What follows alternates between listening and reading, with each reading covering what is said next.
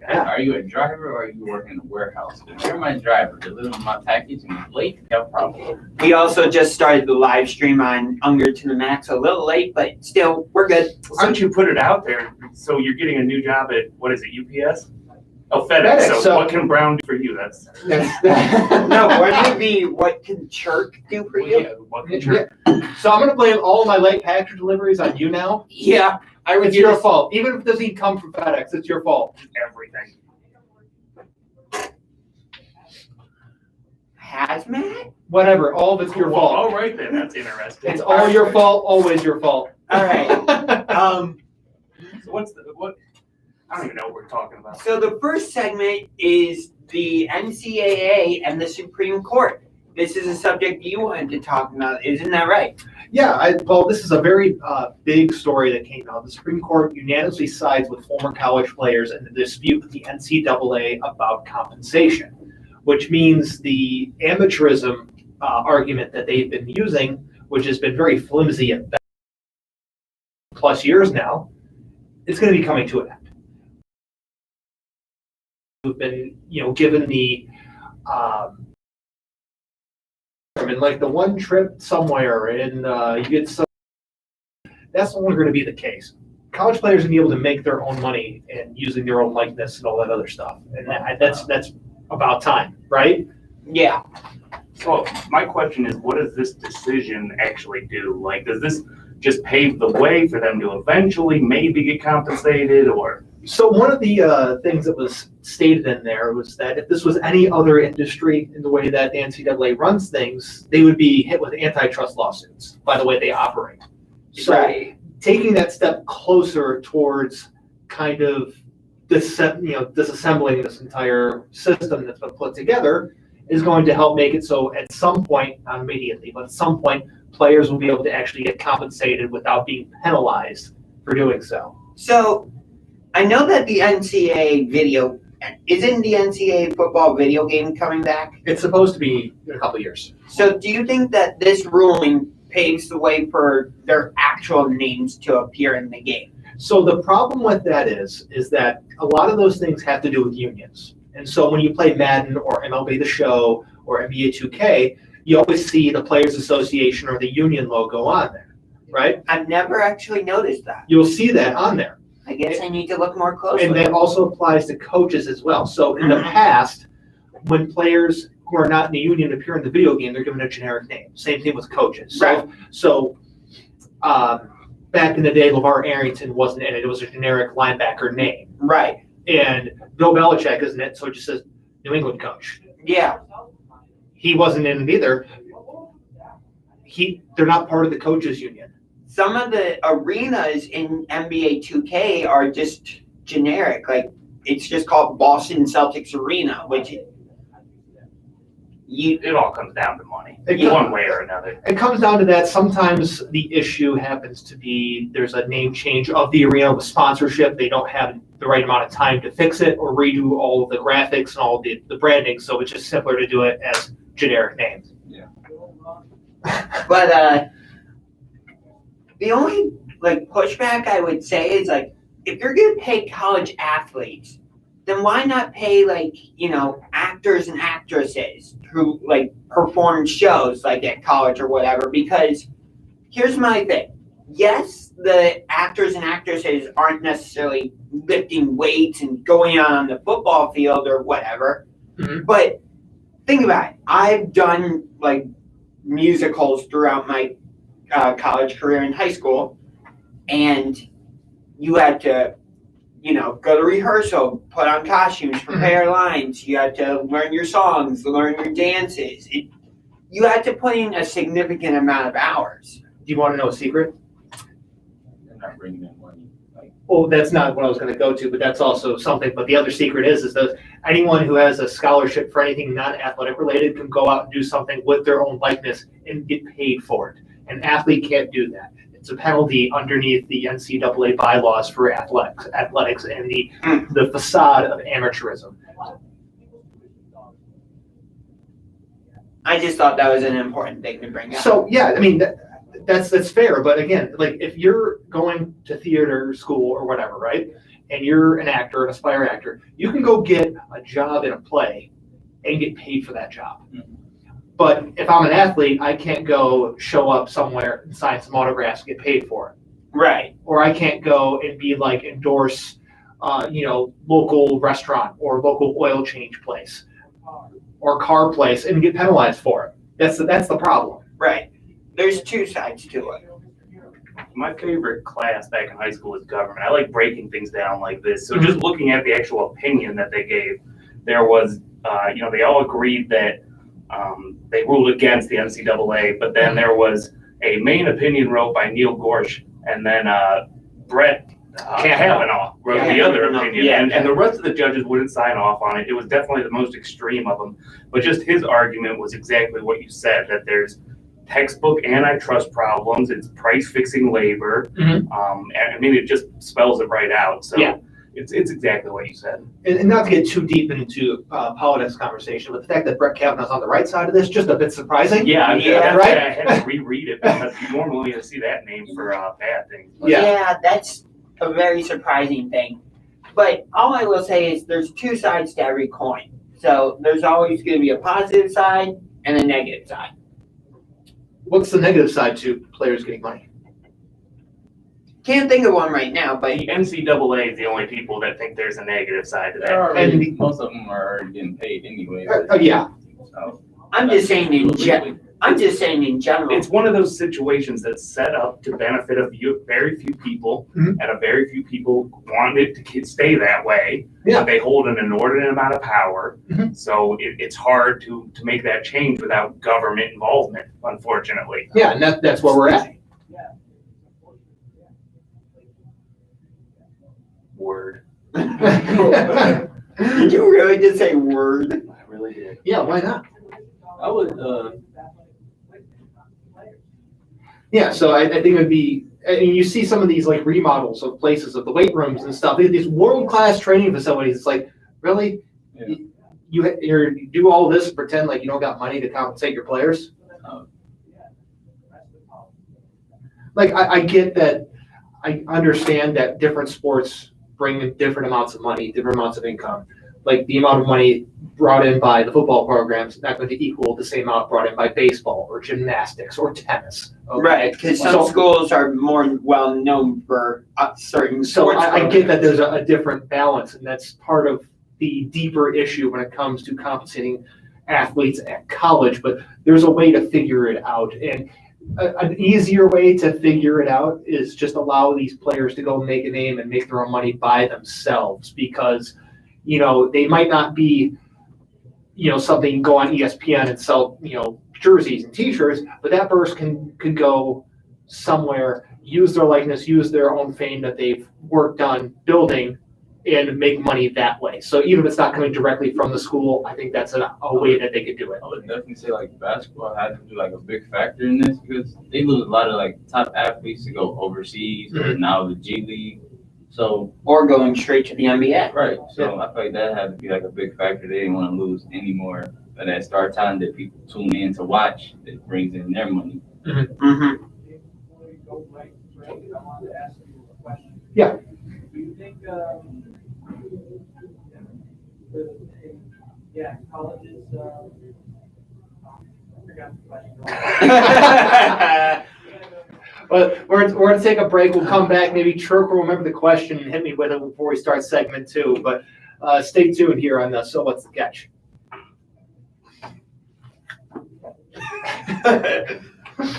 I was wondering, I'm like, where you going with this? The magic of radio, ladies and gentlemen. Yes. Sorry if you cannot hear Chirk. That's just how it is on the YouTube live stream. I will be uploading a podcast version edited by Kramer. So you will be able to hear Chirk in that one. Or if you like this one, just listen to this one. I upload both versions to the So What's the Catch playlist here on Unger to the Max.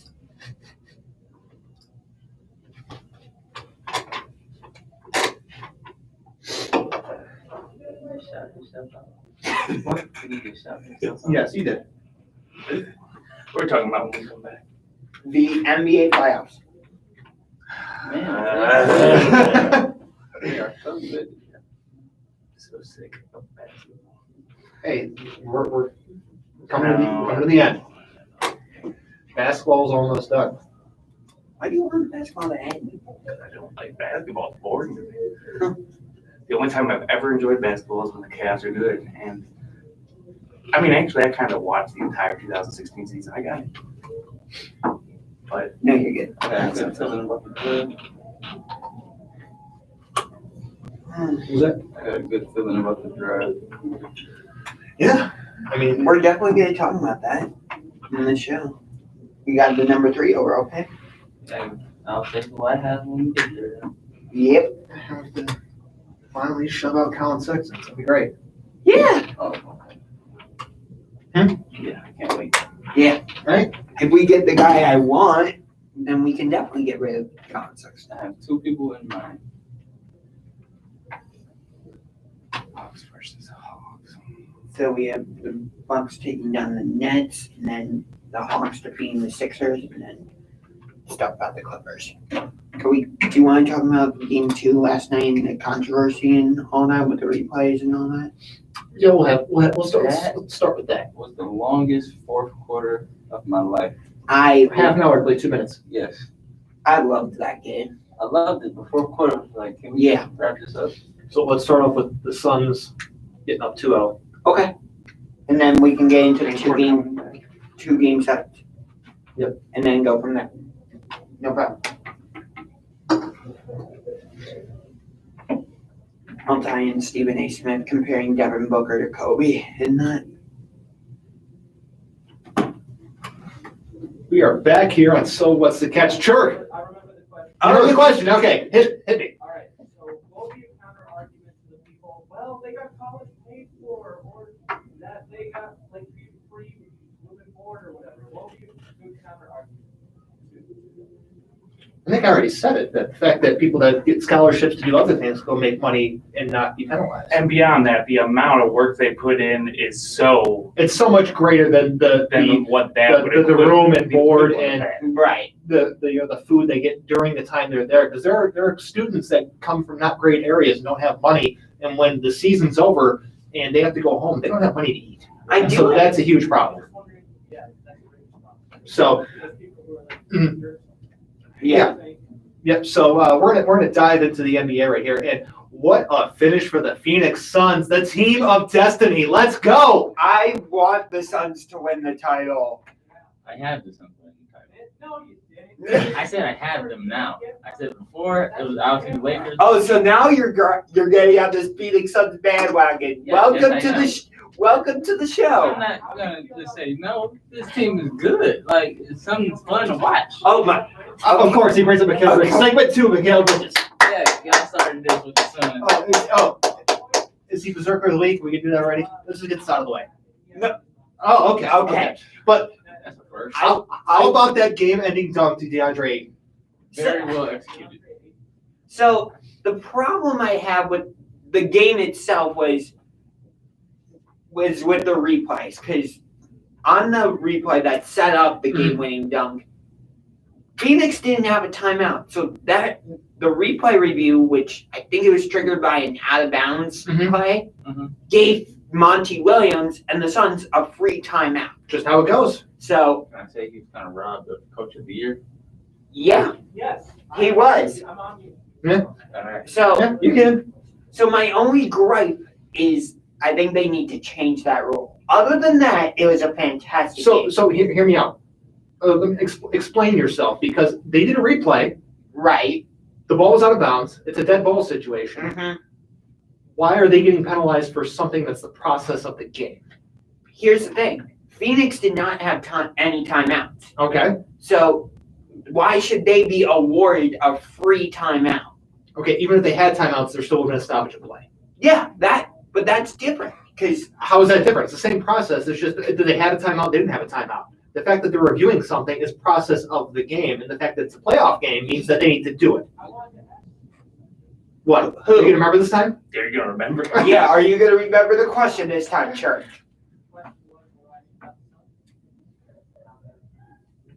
Oh, it was about the, yesterday. The game was on, so the game was Yeah. It was there on time, right? Yeah. I believe it was there on time. What? That's not a That's a question. statement. That is a statement. That was definitely not a question. Always keeping us on our toes, jerk. Oh, boy.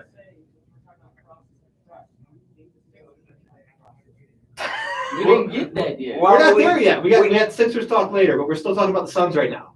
And It's still Suns time. did you? I know you don't love First Take. 'Cause- No, I don't. But Stephen A. Smith said Devin Booker is the next Kobe Bryant. I'm just gonna go ahead and put it out there. Stephen A. Smith's overrated. Yeah. I really can't stand the dude. But anyway, I also can't stand basketball. So I'm probably gonna be quiet the rest of this segment. But it does look like this was a really close game. Like just by looking at the score, 104 to 103. Yeah. It looks exciting at Yeah, least. and that's what you want in playoff basketball. You want Like Paul George is playoff P, just not clutch at all. He missed 2 free throws at the end. Like Ben Simmons. Ben Simmons is worse. You gotta give PG credit that he took him. I don't want to give PG the full credit because did you not? did he? Because Did he take him there? dude, How did you win those last 2 games? Chirk, I didn't think he was great. Man, Chirk. I asked. they had an unsaving hero in man. Like, Yep. he really bought out against the Jazz, and then that, yeah, it's not him. Yeah, I asked you to go back and rewatch Game 6. Was it Paul George taking the league or the game by storm in the second half? It was Terrence Mann. I have no idea what you're talking about. It's all good, man. You're good. So But what are your thoughts on Stephen A. saying Devin Booker is the next Kobe Bryant? it's too early. They said that about Andrew Wiggins. Yeah, I don't remember Let- that. They Let's- said it, he had a turnaround jumper Kobe style, and then they said to him, this is the next.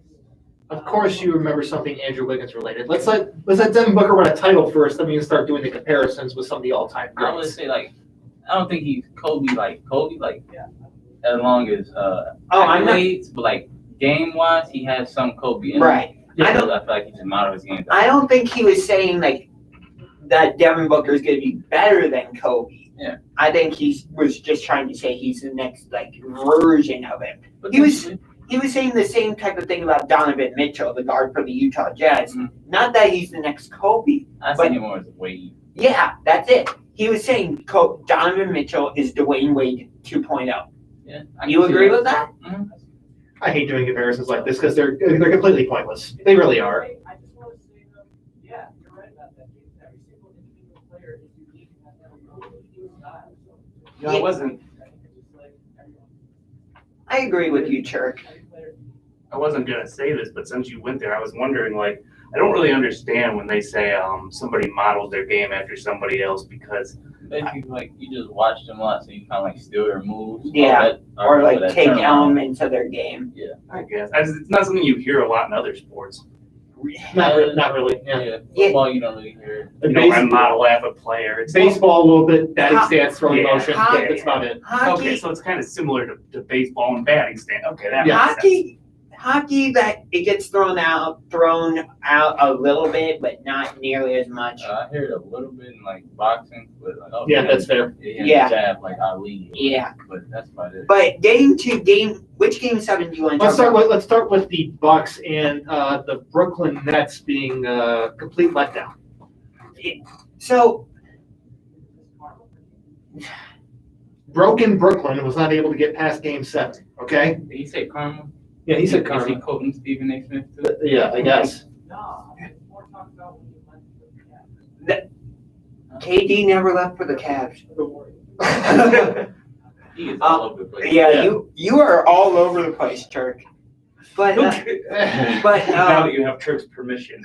going when Brooklyn, was fully healthy and they had Kyrie, James Harden, Kevin Durant. Mhm. Because of the nature of their big three, I was calling the Nets a super team. Okay. Is that too much of a stretch to say? It's not, but the issue at hand when it comes to the Nets was there's one thing that was going to take that team down, and that was injuries. And that's exactly what took them down was injuries. Yep. Took them down. And I mean, let's be real here. 2 of the 3 guys are injury prone. Kevin Durant and Kyrie Irving. And James Harden. James Harden's not injury prone, but he suffered an injury. So that's just another a nail in the coffin there that ended the next season. So you're not blaming any of this on Steve Nash's lack of coaching experience? No, he is as much as the coach of the Nets as Tyronn Lue was of the Cavs. Okay, he's there as just standing there and doing nothing. Yeah, and he's doing nothing there too. They're down 0-2. About Kerr, Yes, like the Warriors, like almost like you take a game out of the coach's hand most of the time when you got that much stars. That means stars. Like, Yeah, who that- can just score. That makes sense. I'll say Kerr when KD was there, but Kerr before KD was a little bit more involved. in what was going on. Yeah, he's been with this version of the Warriors, I would say Kerr is much more involved. Mm-hmm. But I do completely understand what you're saying, and I do not disagree. Just looking at the headlines after this game, I see something that says possibly Nets may listen to trade offers for Kyrie Irving. Is that a possibility, would you think, or is that just No. after game hype? It's just a way to talk about stuff, a way to have a conversation, keep going. Really, I mean, sure. Is it possible if he's not happy? Yeah, okay, because we've seen it before. We saw him, drive his way out of here in Cleveland, and we saw his very unceremonious exit in Boston. So it's very possible I just feel like that it could happen, but anybody. I don't think it's probable. Yeah, okay. A return? You mean a return to? No. Give him Colin Sexton. Let's do it. The Hawks took down the Sixers I was so in happy. 7 games. Ben Simmons. Oh, What? Ben Simmons is broken. Simple. Why does Cleveland? No, they should. No. No. Church. No. I know. I saw this too, and I wrote something about it. You should read it. It's a terrible idea. You see what Kendrick Perkins said? That like Ben Simmons should go to like more of a playmaking forward, like Sabonis is. Mhm. He would fit much better. Oh yeah. Do you know the way to make Ben Simmons work? Are you ready? Put him on a team with 4 3-point shooters. Okay, because he can't Stop. shoot. I told To you. be fair, I did see on Facebook the other day that Rob, who is no longer here, but I did see that he was making that exact same argument. I told you guys this last week that Ben So Simmons. I'm just saying it's not only Church. Yeah. I told you guys this last week that Ben Simmons. For those who love peanut butter. What? I didn't even know who that was. I don't know what's going on there, but that's fun. That was. It was Church. Yeah, let's just blame Church for that. Yeah. But anyways, back to this Ben Simmons Cavs nightmare scenario. The problem with Ben Simmons is he can't shoot. He's on a team with multiple shooters. And Okay, he's afraid to shoot. I thought he Hold on. can shoot. Like you've seen videos of. 99% of his shots in his career are from 2-point range, and I think about 75% of those are inside 10 feet. Okay, so he doesn't have any range. So hear me out. Let's pretend the Cavs make a move for Ben Simmons, and I don't know what's going on in there. I'm gonna keep pushing ahead. Let's say they had to trade Darius Garland for him, right? Because they're gonna want something for him. No. Right? No. So let's say they move on Darius Garland and somebody else in some draft picks. So what you're gonna have is you're gonna have Colin Sexton, who's a very ball dominant player. You're gonna have Ben Simmons, who can't shoot. You're gonna have Jared Allen, who also can't shoot. Isaac Okoro, who is offensively limited yet has some upside. You are saying 2 ball dominant guys, one of them can't shoot. Colin Sexton's ball dominant. It's not going to work. It's an absolute nightmare. What about the draft? We'll get into the draft later, Church. Save that. But I was watching Game 7 between the Hawks and 76ers. Ben Simmons, you probably know what play I'm about to refer to. When he passed it? Yeah. I mean, Yeah. that's someone who was completely afraid to shoot the ball. And, we I'm can just talk. like, what the heck are you doing? Dunk it. Do a layup. Anticipating Something. the foul, doesn't want to shoot. He's afraid of shooting, but we gotta head to a break here. We come back. We're gonna talk about a little bit about the draft lottery. Kemba Walker on the move, and a whole bunch more basketball for segment 3. And then Kramer's gonna love it. Stick around. Yep, Kramer is going to love it. I'm gonna go grab a. Yeah, that's why I want. I saw that, man. That inspired me. Yeah, they got some peanut butter. Oh no, I'm literally running to my car. That was, I know who that was. I don't remember his name, but he was, he's the host of Lego Masters. He was in Arrested Development. I'm pretty sure. I have no idea. and he does his commercials.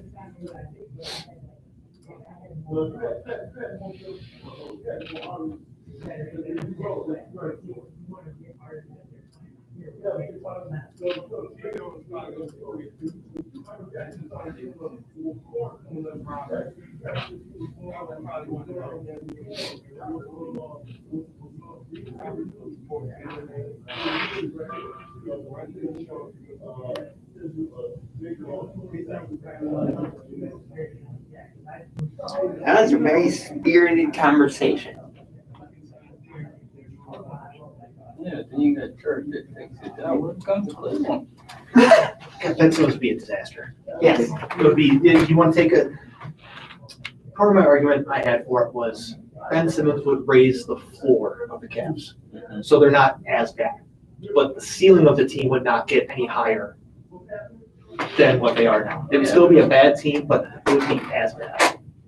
Which, are we gonna get to the Minnesota Lynx story, or? I have no idea. We'll see how it goes. Okay, I would like to mention that, but I wanted to talk about that story. If the Cavs want to become a playoff contender again, which playoff team, like that's either in currently or been eliminated, should they try to emulate? I would love to. I do want to try and talk about that. We can tie that in with our lottery. Yeah, we can do that. Okay. Because I read an article about this for Fansided. Yeah. So I chose two teams. One that's currently still playing and one that's been eliminated. Okay. I'm curious what your thoughts are on it. I mean, they're just kind of moving directionless right now, so that's just kind of how it goes.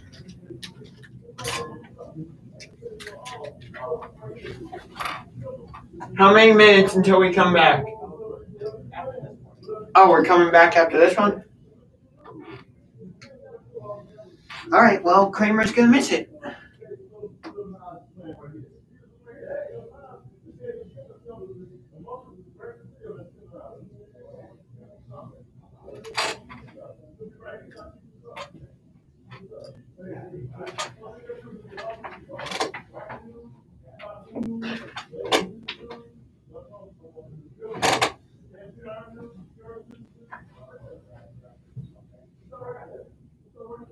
All right, we are back here on So What's the Catch? And Thanks we for- are keeping the basketball discussion going.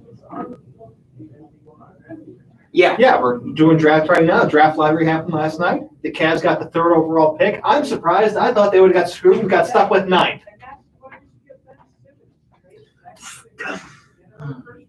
No. Serious. You want a team that could somehow shoots worse? That's what you do. Okay, sure. Do you want us to make the playoffs or no? That's how we do it. Okay. Wait. Okay, so hold on. You said you're trading that draft pick and Colin Sexton for Ben Simmons. So who are you drafting? You're gonna draft? No. No. Ben Simmons is not worth the number 3 overall pick. No. If the Philadelphia 76ers would actually accept the scrap heap of players that the Cavs need to get rid of, sure, but that's not going to happen. So You send them Kevin Love, send them Chetty Osman too. Get them off this team, but that's not going to happen. okay, It's not going to happen, Chirk. Doesn't help us win. Jerk, I know that you have another sports show where you get very analytical, but in this case, I get it. You're trying to make takes, but you're missing the mark, my friend. And they're wrong. Those people are wrong just like you. Okay? So No, this is correct. So on the subject of the Cavs, we all want them to get back to being a playoff contender, right? Yeah. So what playoff team, whether it's a team that's already been eliminated or a team that's still playing, do you think they should try to emulate to become a contender again? I have 2 choices, but I want to hear your takes first. Well, I'll just start off because with very limited knowledge, I can just say this.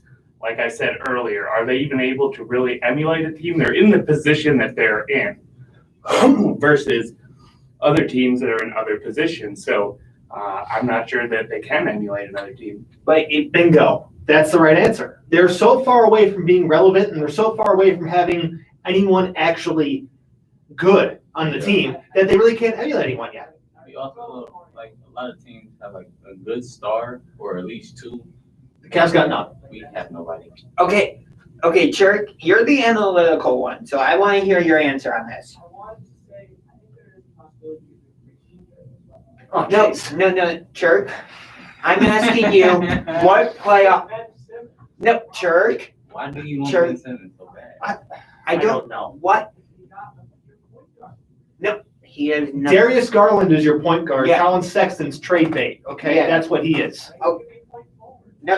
Okay, so who do you guys have in the draft? Wait. So, Josh, what teams do you think So the I Cavs wrote- should emulate? So I wrote an article about this on Fanside. I said either the Memphis Grizzlies or the Phoenix Suns. Now, the reason I said Memphis is Because they got nobody.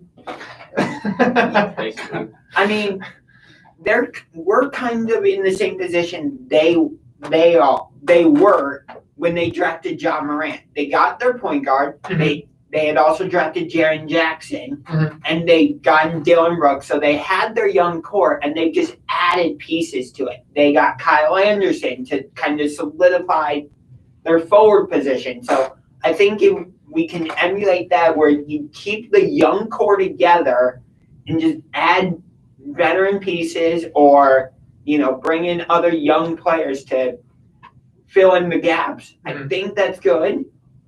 And my other one, No, what was the other team? Phoenix. Okay. Yeah, Why that Phoenix? one's never gonna happen. Yeah, I don't see that Explain.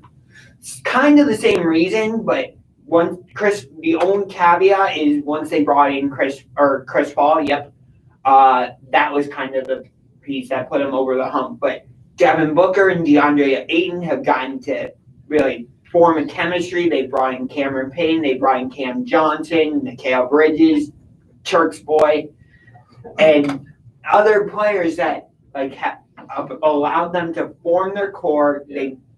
They've stayed with the same coach. Like Monty Williams has been with Phoenix for a few years, and I don't remember the Grizzlies head coach's name off the top of my head, but I feel like he's been there for a few years. So based off what those two teams have done, if the Cavs can kind of emulate that, I think they can become not necessarily a championship contender. I'm not Yeah. saying that, but a playoff contender. I see what you mean, but I would take out the Suns. If I would compare, like, want them to like emulate somebody, it would be Hawks or maybe the Jazz, like a lesser version of the Jazz. Okay. Only because I feel like both our teams fit that, and we're just a terrible version of Do you- it right now. Do you agree with my pick on Memphis? I agree with Memphis, just not the Suns. Okay, that's Not fair. happening.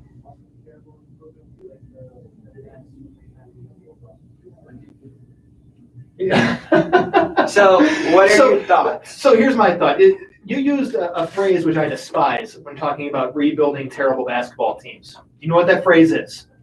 That phrase is young core. That is a complete BS phrase used because people are like, these are the young guys we drafted. Let's stick with them. It's like, there's a certain point you realize that certain guys suck, okay? And you shouldn't be trying to build your team around them or not take people or add people because they exist. Mhm. The Cavs already have a couple of those guys on the team.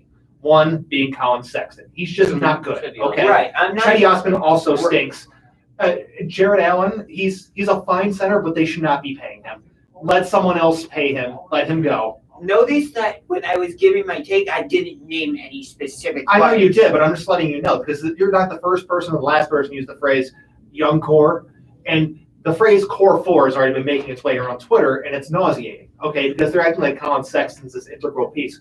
He's not. They're also acting like Jared Allen is. He's not. Isaac Okoro might be. You know who Isaac Okoro is? Isaac Okoro is Tayshaun Prince, okay? That's who he is. He's going to be an offensively challenged defensive specialist. And that's fine. That's good.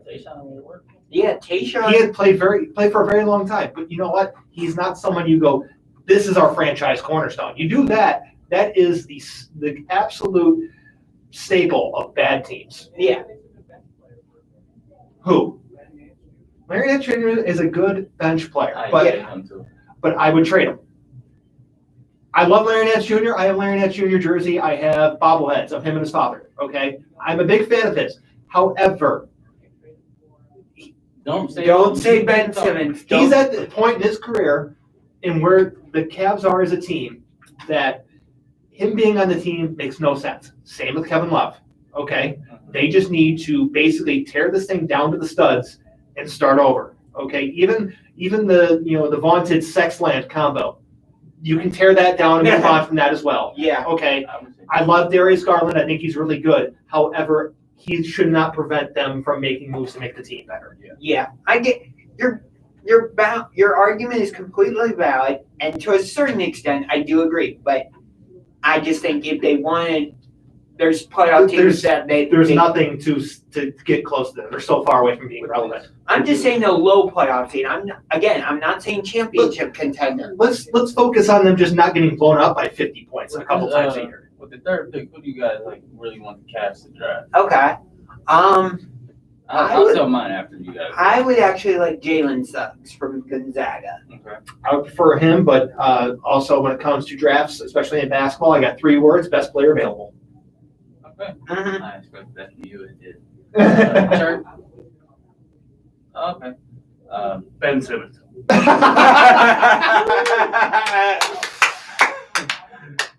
Now, well, 'cause, all right, Detroit and Houston, I feel like they're going to get like Cade, of course, Jalen Suggs. I feel that I would either want Green Mhm. or Mobley. I think Houston's going to take Mobley number 2. They might, but I feel like they already got Christian Wood at the big, but he can play the 4, so Yeah. either way. What you said? Should we get the other G League player? What do you said? Kuminga, if he's available, Yeah. the best player available, honestly. I just think Jalen Suggs and Darius Garland would be a good pairing in the backcourt to maybe ignite something. Just looking at what some of the different websites are saying. It's Evan Mobley, like you said, and Jalen Suggs, but then also Jalen Green. Yeah, that's the G League guy. I would take Green or Mobley. But several teams have coaching vacancies around the league. You got like Dallas, you have Orlando, Indiana, New Orleans, Portland. I'm sure I'm missing others, but Boston. Thank you. Which team sounds like the best position The best? or the most? Like the coach at? Yeah, You said Dallas. there's others. Dallas, New Orleans, Orlando, Indiana, Not Indiana or Orlando, but pretty much any of those other ones. I would Portland. have said Pelicans, but they got too much going on right now. I'd probably take Pelicans off the list too, because it'd be too much pressure on you to be the guy to keep Zion in town. Yeah. And the Pelicans might be moving out of New Orleans starting in 2024. I don't see that happening. To keep that whole The Saints owners bought the team. They're not moving them. But for me, it's Portland because you get to coach Damian Lillard. if he stays. If he stays. It's a lot of these positions are contingent on that. Like, is your star player going to stay? Like, I'd say Celtics, honestly. Mm. Celtics, and then Dallas is a close second. so. Do you think Mark Jackson will get? No. I'm rooting for Becky Hammond I, to get a head coach. I agree. No, he's done. So I have an NBA article here, and they have like some different people who they think are probably on a short list. Dude, let's take a look at these names Okay. and see what you think, because I don't know, so you can tell me. Yeah. Rick Carlisle. Oh, Carlisle. Carlisle. I don't know. Rick Carlisle. Carlisle. In the right system, I will say yes. Terry Stotts. What was the last thing he coached? Portland. So there's 2 fired coaches back to back Mike here. D'Antonio. No. No. You want your team to implode? D'Antonio's your guy. Jason Kidd. Yes. I like. Jason Kidd was so bad. He I was like- so bad. I Seems like. like everybody else likes it. I like him with the Bucks, and He was a Nets. disaster. There's a reason they fired him and went to Joe Prunty. Okay. I would say with the Bucks. Kenny it's not- Atkinson. Man, you're looking for just a man hire. He's your Steve guy. Clifford. nah. Also falls into man. Jack K. Vaughn. Jacques. Jacques. I was saying, Vaughn. is that pronounced like French? I'll be honest, I don't know who that is. I Jacques Vaughn used to be a point guard. Lloyd Pierce. Yeah, he got fired from the Hawks, and now, yeah, I don't know that much about him, to be honest. How about Becky Hammond? Yeah, Yes. That's Becky Hammond's. I think I saw she is a finalist for the Trailblazers position along with Chauncey. Yep, she's a finalist. I hope she gets that job, but we got to head to a break. When we come back, we're going to have a little bit of football talk, which should get Kramer a little bit more involved.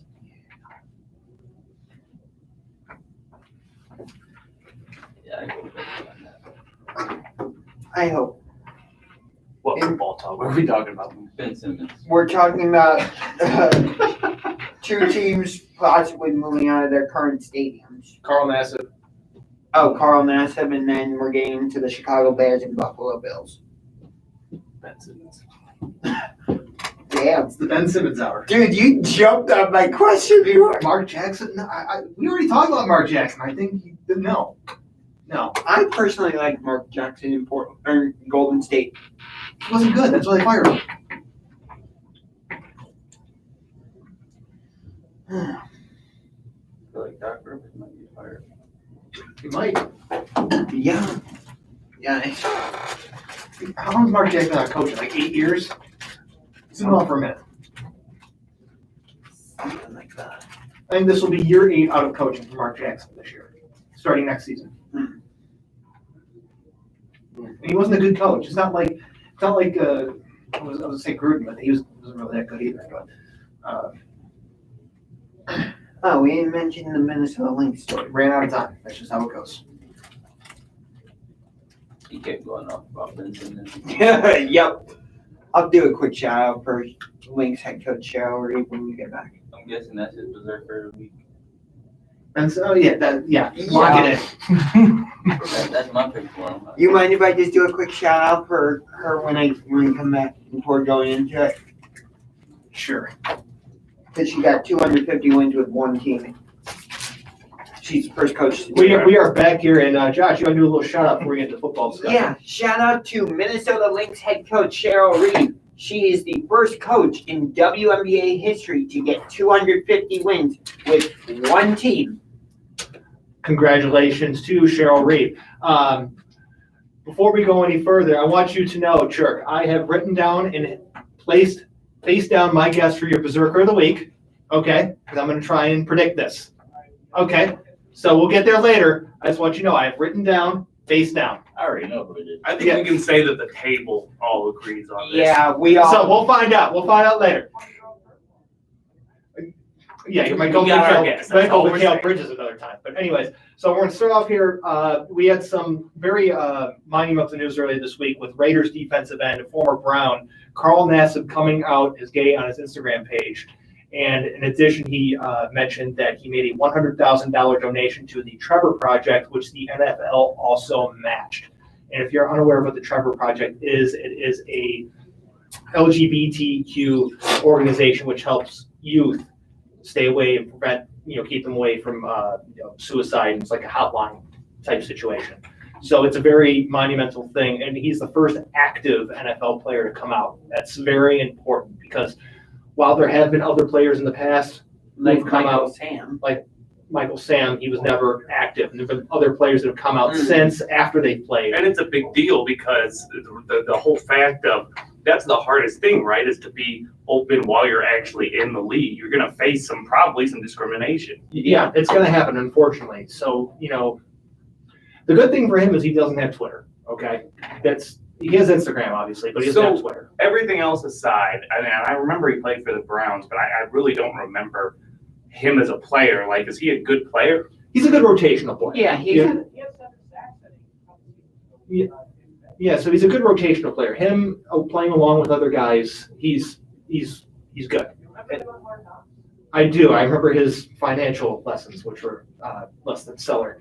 But so one thing that I just wanted to hit on real quick before we move on a little bit is that I saw some people put takes out there saying that he's doing this for attention. He's doing this to make sure he doesn't get cut, or he's going to get cut anyways. I was going to say that's going to be something people are going to say. People are going to say that he's going to get cut anyways, or he's going to get cut because of this. And I'm taking this moment to give everyone a quick history lesson about the Oakland, now Las Vegas Raiders. Okay, the Raiders are an organization historically who's not afraid to step outside the box, step outside of what the norms are. And the NFL norm is not having gay players on your team. Mhm. So they were the first team in the modern NFL to hire the first minority head coach, and that was Tom Flores. They were the first team to hire the first African-American head coach in Art Shell. They were the first team to have a female CEO of their team. That was Amy Trask.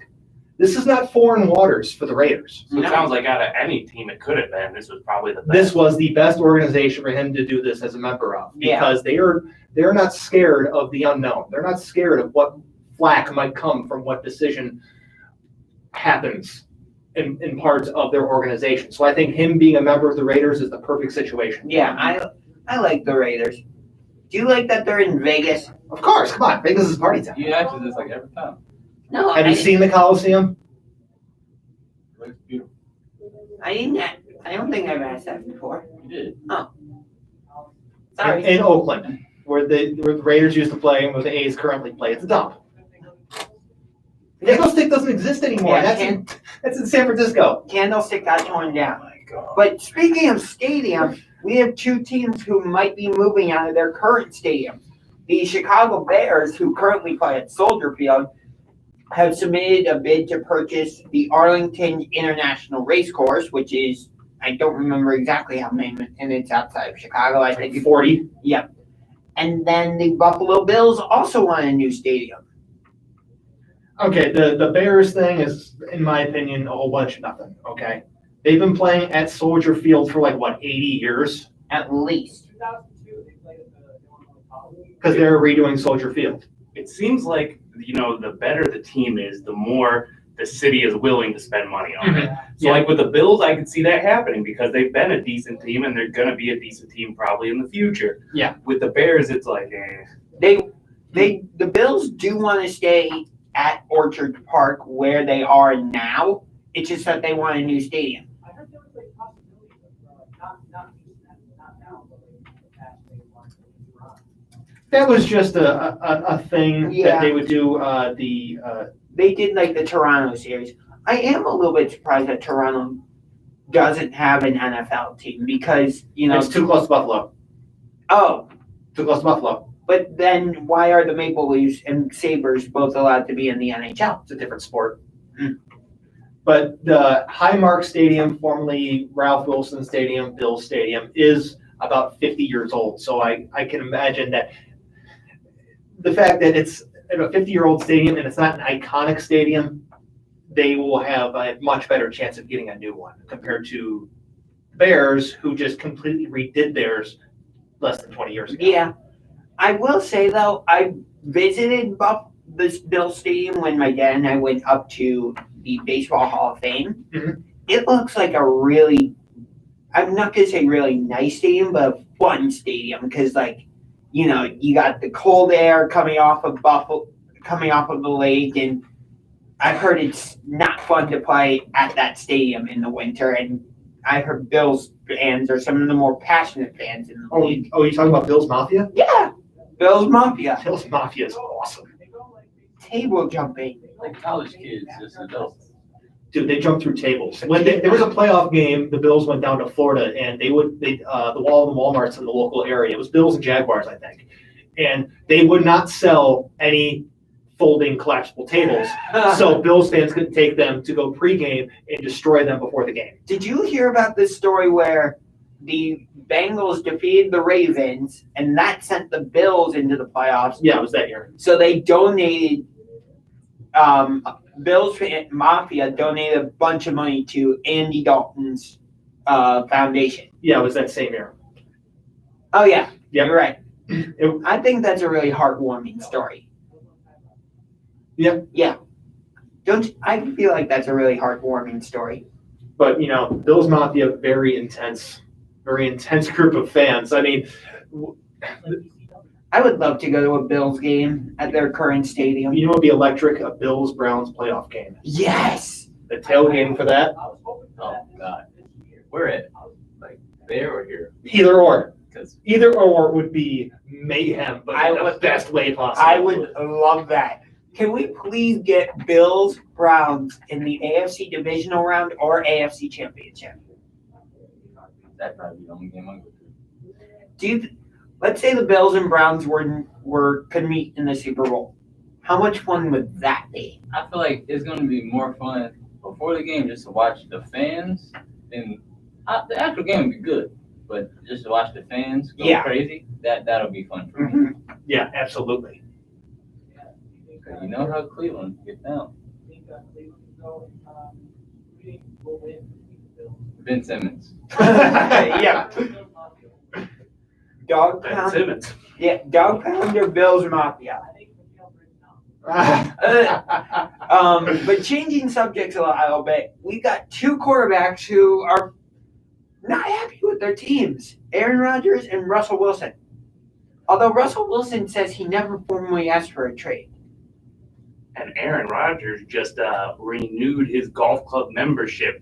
It's funny how when like a situation like this comes up, they look at everything, you know. Yeah. Yeah. But yeah, that was being reported a couple days ago. They're like, well, he's staying in Green Bay. He renewed his membership. Like it's going to be that hard for Tom Brady to get a new membership in a new town. Yeah. What about Baker? We're not talking about. We're not talking about it. Sure, we could be talking about like We can talk about swimming, and you're talking about Baker Mayfield. yes, we could be talking about the Olympics, and all of a sudden we just hear, "Hey, did you hear about Ben Simmons?" The Olympics haven't started yet. Never change, Shirk. Never change. Man, I need a break. Church, we love you just the way you are. I see you've added a hat to your Yeah. outfit today. Not in addition to the sunglasses, Shirk's now rocking a hat. Yeah, Church now, And it's cocked to the side. and it says All Star. It's Oh, Brooklyn. It's the Brooklyn All Star. Did you go to that? Oh, Oh, okay. okay. Cool hat. But Aaron Rodgers, is he actually going to play this year? No, I don't think so. Think he's done? I think he's done in Green Bay. I think he should go to Denver. He already did. I think he should. If he wants to go win a Super Bowl, I think he should trade the elongate G of Green Bay for the horse head in Denver, Colorado. I mean, let's be real here. Speaking about the Broncos, that's a really good team. It sucks to be a team that's a quarterback away, but the Denver Broncos are a quarterback away. Let's be real here. They have a real quarterback in that team. That team goes from playoff hopeful to legit contender. No. Drew Lock stinks. Their receiver core is nothing to sneeze at. They have I think Deshaun Hamilton is still there. Mhm. You have Jerry Judy. Mhm. They just don't have anyone to give them the ball. Now you get Aaron Rodgers over there. Right. Yeah, he's been a We- must. We could have done that before he was drafted. Yeah. I mean, Wow. he stunk. Yeah. I was never a Paxton Lynch believer. Yeah, I would. You Why? like all Tell the stuff. me why. Tell me why. What college? It's Memphis. Yeah, it was Memphis. I was just never a believer in him. Never was. Maybe it's that he looked like a villain in a cartoon with that weird mustache thing he had going on. But I just never trusted him. That's also another problem. Too tall. I wanted to believe in Paxton Lynch and just never could. I never did. Never believed in Paxton Lynch. Never believed in Sam Darnold or Mark Sanchez. Never believed in Christian Ponder or Blaine Gabbert. I have a huge list of guys I never believed in. Wentz? Or Jake Locker. Jake Locker was also a no. What was that? Carson Wentz? Carson Wentz, I didn't, then I did, then I didn't again. Okay, that's fair. EJ. Right? EJ Manuel as Turk asked. Never EJ Manuel. He stunk. But we gotta head to a break, then we're gonna come back with hour two. We're gonna bring it back with baseball as we are still keeping it going here on So What's the Catch?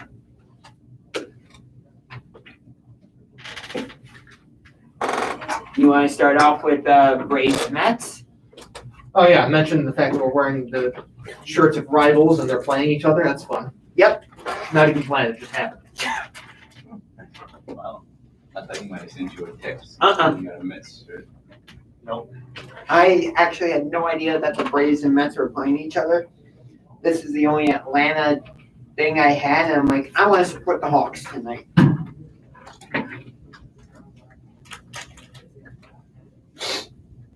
Well, that was fun.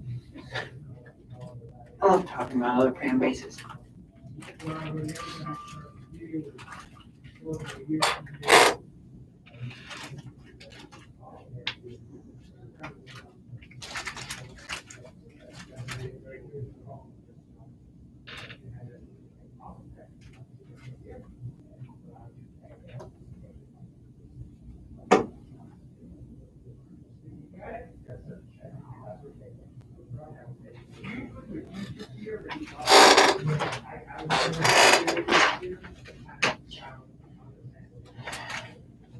Maybe it's because I enjoy the show so much, it never feels like it's 2 hours.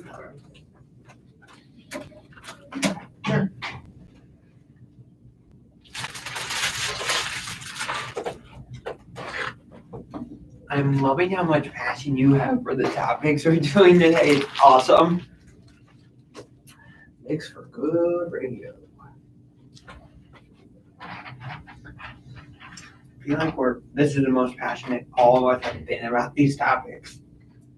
Oh, until we have another Ben Simmons or Mikhail Bridges drop. Or any other point made by the Berserk Park. Mm-hmm. Any other point made by the Berserk Park. Just a tad bit down. So there. It looks like different shows that have been in here with like people who went on to do Yeah. shit. Emmett Golden, I think it's on that one. Well, there was one that's got fucking all kinds of. No, that can't be right because that's Tony Durrell. He didn't come here. I don't know what that is. Mm-hmm. I know Munch Bishop. And we are back with So What's the Catch as. Sure, hit us with a quick commercial break on that one. It's all good.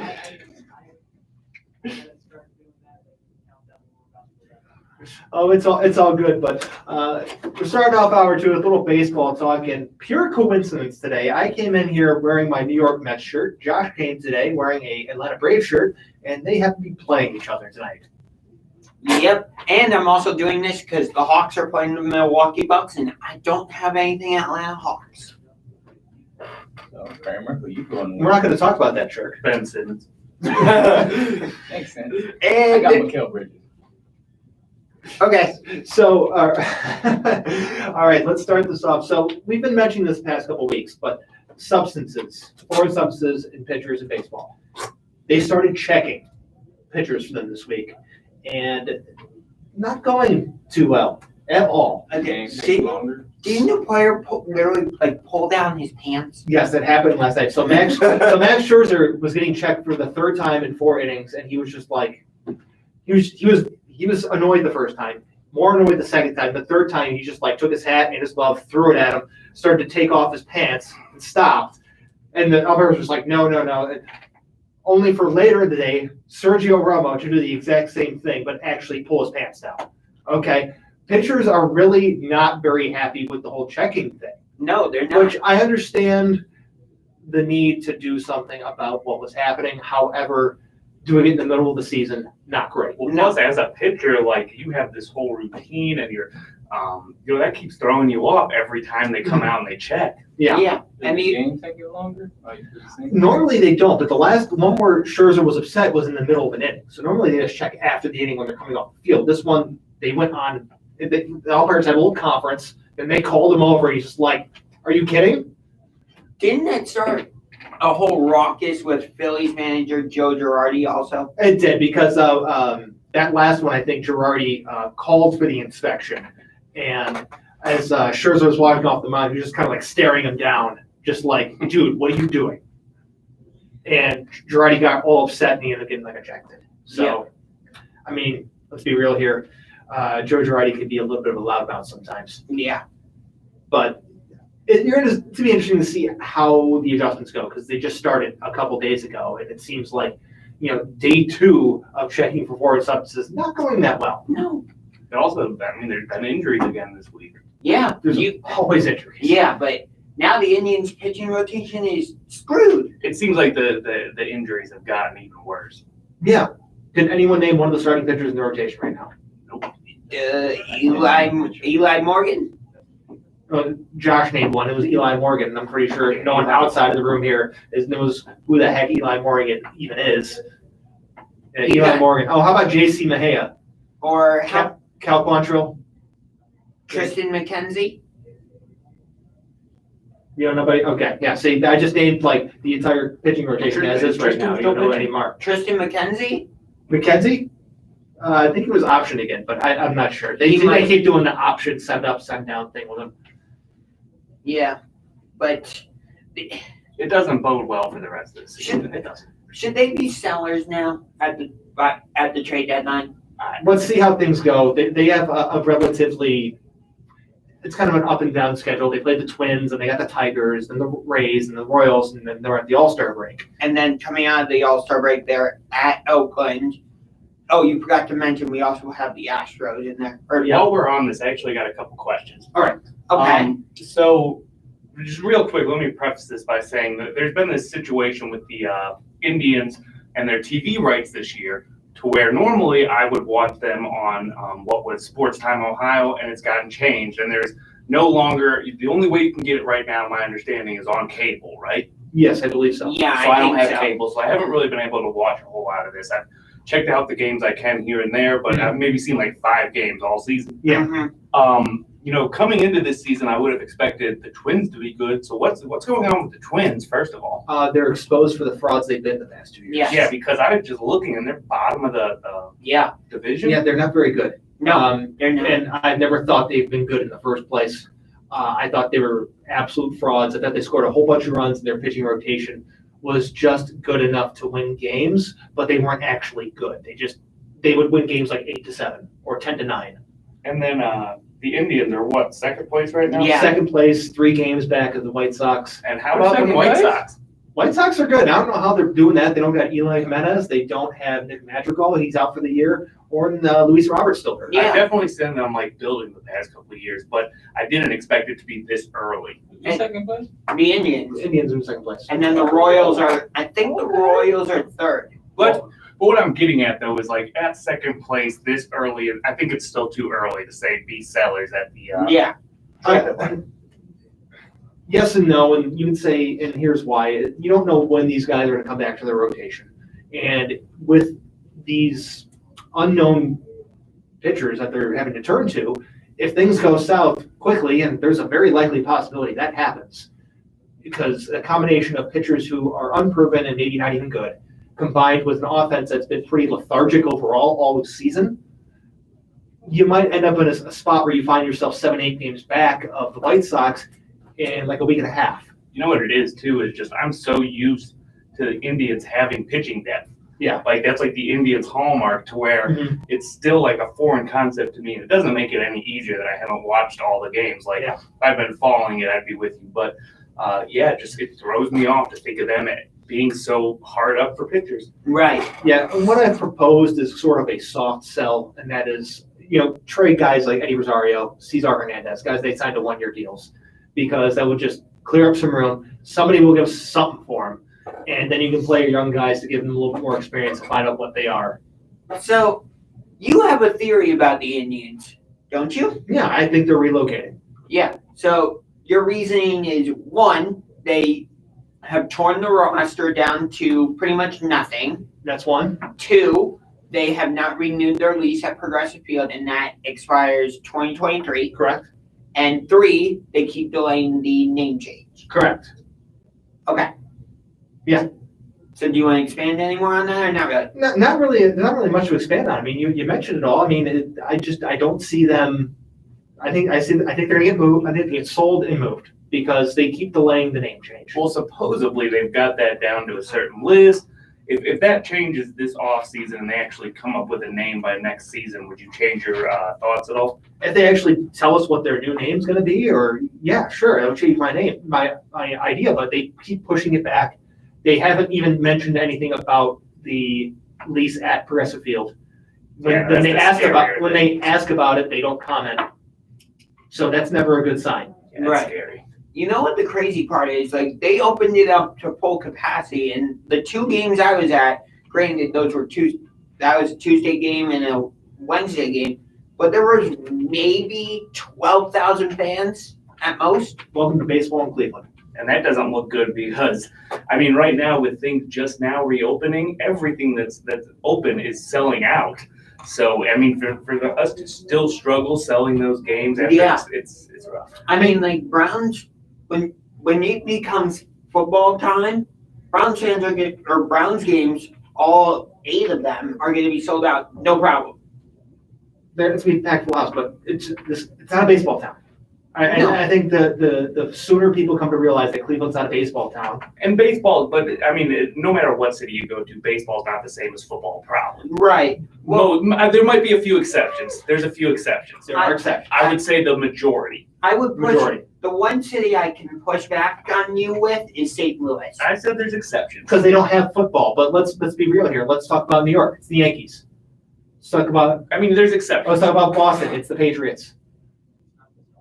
It's not the Celtics. It's the Patriots. What about in Philly? Is it the Eagles? Philly is the Eagles. But I mean, so Boston is the Patriots and Red Sox. New York is the Yankees. Browns. Browns here. Well, Detroit is the Lions. Then you go to Minnesota, Vikings. I'm just trying to put things in perspective that I don't think there's ever going to be a situation where the Indians are going to outsell the Browns. No way. well, there was they Well, weren't in they the weren't 90s. yeah they weren't a team. But Yeah. it'll never be the same. That'll never happen again. It was the perfect storm of events. Yeah. And it's been the perfect storm of events to keep them from getting good attendance since. Right. I don't think I've ever seen, even when it's been a full stadium at Progressive Field, I don't think I've ever seen that top row of seats filled, except for the World Series and the playoff run. Yeah, I don't think I've seen it either. The closest it came was when I first moved here. I went to a Indians-Yankees game, and when the Yankees are in town, that place always gets pretty packed. I was watching a MLB special, like a documentary the other night, and it was like along the lines of Dark Side of Football, where they were just talking about different baseball scandals, and they did a whole episode on the dynasty that almost was the 1990 Cleveland Indians. Oh, on Indians. MLB Network. I know what you're talking And about. it was another situation where it was so strange for me to see our teams from the outside, see Yeah. how other people from other states look at our team, really. And they just look at the Indians as a team that had a lot of chances and just screwed everyone up. Yeah, they did. It Yeah. happened. I don't know about you guys, but I love going back and watching championship films because for me, I just love watching this story of like this team, whatever team you want to talk about, the St. Louis Blues, the Kansas City Chiefs. It matters what team though for me, because I would like that if it's not a team I'm invested in, yes, but I would not want to watch the Indians lose again. No, I'm not talking about going back and watching an old series. I just mean like a championship. Just in general, Yeah. all championships. Like for me, I got the Kansas City Chiefs film from when they won Super Bowl 54. Not because it was the Kansas City Chiefs, but because it was Super Bowl, or it was the 100th year of the NFL. So that had significance. But It's got to be an iconic moment for me. So it's got to be something like Game 7 of 2016 Finals. It's got to be Kirk Gibson walking off Dennis Eckersley. It's got to be something like that for me to to tune in and watch something that's old, something that's iconic. When you just say Kirk Gibson, what do you think of? Do you think he coming up and going to take Dennis Eckersley yard for the first ever walk-off hit? right, I get that. I just enjoy going back and watching old games no matter what. You know why they called it a walk-off hit? Because Kirk Gibson couldn't run because he had two bad legs. And with that, we're going into commercial. We come back, we got some combat sports here.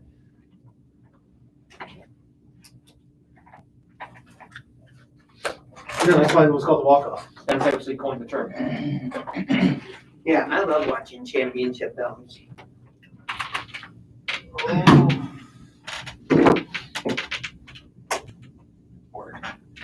It's something enjoyable for me. It depends. Understandable. Like I said, iconic games. Count me in. Or like they had a good run all season Mm-hmm. and won a championship. Oh, I think. I might get the Buccaneers championship film just because of COVID and all that. And how unique of a season it was.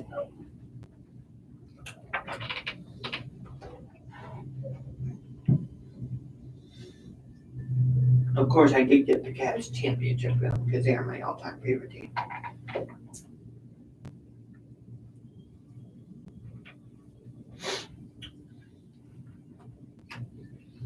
What you think about over there? Right for the show to be over. Tired? Yeah, I'm just tired. Tired and hungry. Well, Good show. Yeah. yeah. I'll miss you guys next week. Bet you're just happy you had that music video project done. Oh, I'm very happy. That's one less thing to worry about. I will email that to him tomorrow. Yeah, as long as, I mean, we'll do it tomorrow in class or whatever. It don't Yeah. matter. Oh, I'm not worried. I'm just glad You it's just done. email it to him when you get out of here. Or that. I mean, yeah. Yeah, you could just go into my folder and I already did. I may be I out. already copied it to my folder. Next week, I may be out only because my mom's birthday on Wednesday and she's going out of town. Just keep us posted. That way, it might just be you two just having a back and forth conversation. I'm gonna figure something out. Yeah, We might just sure. cut it down to an hour. We'll figure it out. It all depends on how much is going on. You guys can get berserk for church. I'm not happy that I have to miss the show next week because I love doing the show. And also our Tuesday show. So, but it might be good for me. Okay, it's gonna be great. Great. I have mixed feelings about missing classes and stuff next week. Take the vacation. It's nice. I would take one if I could. That If I one could week afford it, I would take one. that one week I wasn't here, very refreshing, very recharging. I would come back.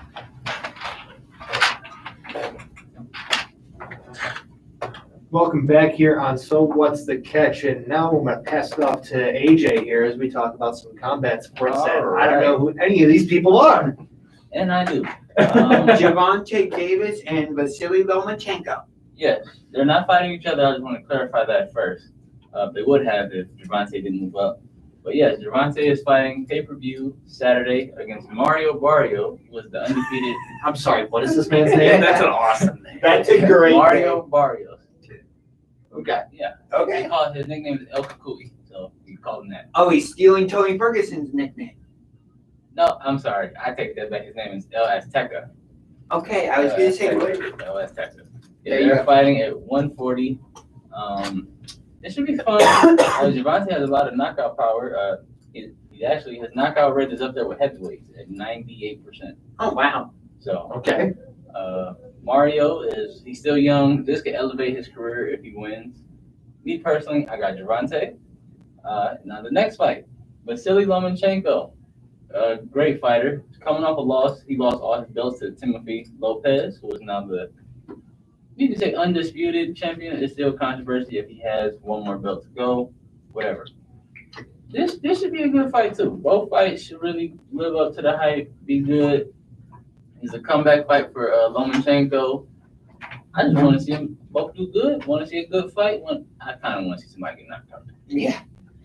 Just the blood, just to knock out. Yeah. I said knockout. Yeah, TKO and knockout are not the same I don't want to see referee stoppage. I want to see he's on the floor. thing. You want to see Drago, Apollo Creed, and Rocky IV. Not that excessive, but something like It's that. close. Close enough. Yeah. 9 yards of the 10 yards of that. Yeah. Not if he dies. He dies. Yeah. Like, I still can't believe what Deontay Wilder said, that he actually wants to kill someone. that man's crazy, and good luck to him. Here's a question though. Don't you think there's probably more people in combat sports who feel that way and just don't say it? Yeah. I mean, it's a violent sport. Yeah. But Huh? Playmakers.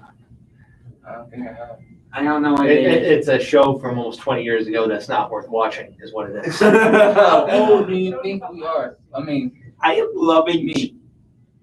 I am just loving this dynamic of every time Church says something, James is there to just shoot it down. So are you familiar? Everyone here is familiar with volleyball. He's the guy just setting up on the other side, just going, nope, spike it. I kind of wish I wasn't on the show so I could just listen to this. But we also had a WWE pay-per-view for the weekend. It was hell in a cell. I'm not going to go through all the matches because there were just too many on And one of the highlights. You had Bobby Lashley retain his title via surprise roll-up on Drew McIntyre. Roman Reigns retained his Universal title against Rey Mysterio. And Bianca Belair retained her SmackDown Women's So Championship. everybody retained. Yes, all the champions retained their titles. Okay. But staying with WWE, but moving to a different day. So on Friday, July 23rd, SmackDown's going to be coming to town for to live shows with fans. This is going to be the third time WWE has come to Cleveland since September 10th, 2016, which was UFC 203. My question is, why has the WWE been coming to Cleveland so much and the UFC hasn't? You asking me? Yeah. Oh, Or it's just a general question. Anybody can answer that. the biggest thing everything has to do with money. Can't really Money? sell it. Like the only time I feel the UFC will come here is if they have a champion from Cleveland. Yeah, that's why they came to Cleveland, was because it was Steve A's first title defense. Yeah.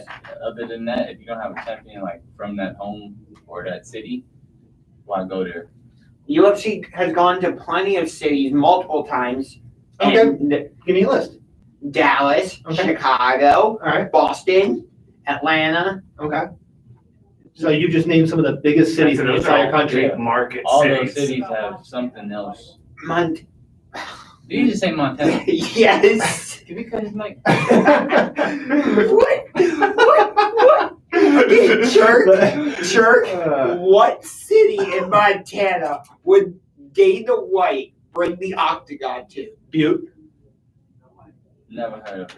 Billy. Yeah, it's just those are big marketplaces. Like you go to any other, like all the sports teams there are big. So I was at UFC 203 when it came here, when it was here in Cleveland. Mhm. It was one of the greatest days of my life. It was packed house. Even before the pay-per-view or any of the fights started, we were already getting a "here we go, Brahmies" chant. It was fantastic. And since then, I'm like, I want the Octagon to come back to Cleveland. those cities you named, were there championship fights on those? Yeah, cards? but there were the champions who were defending their belts weren't necessarily from those cities. I mean, like, And they've done fight nights across other cities. Well, here's another angle when it comes to money, though. Like, if you go to a UFC fight, what do you think the cheapest tickets are? My friend had to spend like $100 for it. also capacity. Because just looking at the tickets on sale for wrestling, they're $20. Yeah. So, I mean, it's definitely more affordable. And in an area like Ohio, that definitely matters. Right, I get that, and I'm not comparing UFC and wrestling is like comparing apples to oranges. I totally get that. One's sports entertainment, one's one of the most devastating sports in the world. Yeah. Maybe the most devastating, maybe.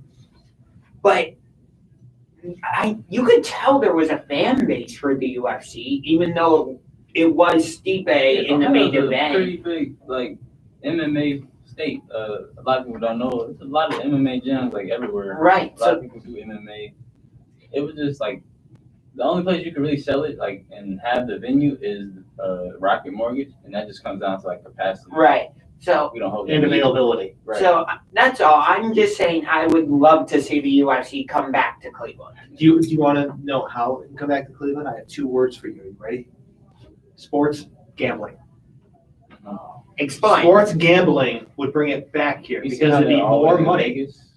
Why do you think everything's always in Vegas? Sports gambling. Mm. People go there and they bet on the event. People go there and they spend tons of money because they can go bet on the event and go to the event. Yeah. That's how you get the big people to come into town. It's not about the local people. Local people, sure, the ones that come, that's great. It's getting the out of town people to come in, Right. spend tons of money at the event and gamble as well. That is how you get them to come. Right. I will say though that since UFC has returned to live crowds, they've done pay-per-views in Jacksonville, which I wouldn't say Jacksonville's like a big city. They're fairly big. But it's Florida, and then Florida's Right. the Thunderdome. And so then what? Florida's the Thunderdome. The Oh. rules. That's what their WWE is called, where they're doing their shows right now. I don't It's called- care what they call it, but I'm just saying. I'm making a joke. Keep going. Anyway, and then 262, I want to say was, where was 262? I don't remember. Oh, shoot. I don't remember being there. Oh, 262, I believe, was in Florida? And 263, I know, was in Arizona. 262. Thank you, Google. Yeah, thank you, Google. Houston. Oh, UFC 262 was in Houston. So. Speaking of places where the rules don't matter, Houston. Well, weather's also an issue too, because all these cities you've been naming are all fairly warm cities year round. Yeah, but the UFC is in arenas. They But don't do still, I mean, people don't want to come to Cleveland in the winter. I agree. Yeah, I mean, there's a lot of factors. period. Period. They don't want to come stay at a hotel here. They don't want to come hang out for a day. Not to get too off topic, but along the same line, did anyone see the conversation they had about Milwaukee on ESPN? How people were just bashing Milwaukee, I did not. That's not, no. saying, "Oh, I don't want to go to Milwaukee. Milwaukee's boring. Milwaukee stinks." I'm praying that the Clippers and the Hawks win because I don't want to go to Milwaukee and Phoenix for the finals. If it's in Milwaukee, I won't go. They were saying stuff like that. Phoenix. What's wrong with Phoenix it? is cool. Yeah, I was just there. Yeah, I would have love to. Phoenix and the Hawks. I don't want to see Milwaukee. Yeah, It just- my it preference sounds would be Atlanta and Phoenix, or Phoenix or Atlanta and the Clippers. What would happen? Would that be bad in Milwaukee?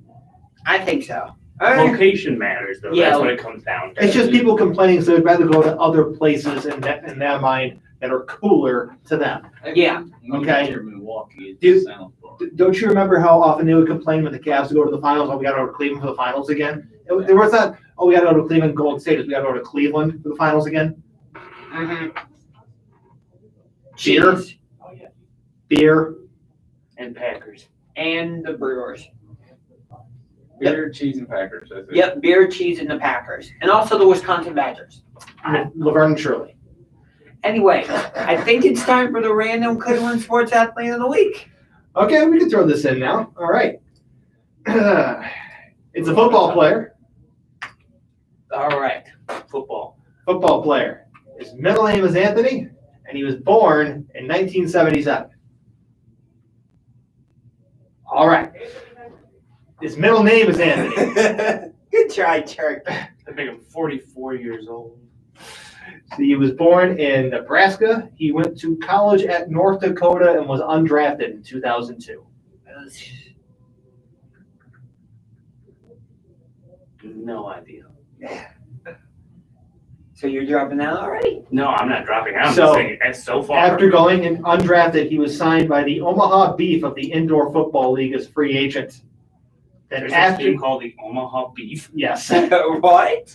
And after that, he signed with the Browns, was with the team from 2002 to 2004, but he also played for the Rhein Fire of NFL Europe in the spring of 03. I feel like Turk is gonna get it. Yeah, I have a feeling You Turk said is. NFL Europe is the only one that talks about that. He was a tight end in offensive guard, but for the purposes of this, he was a tight end.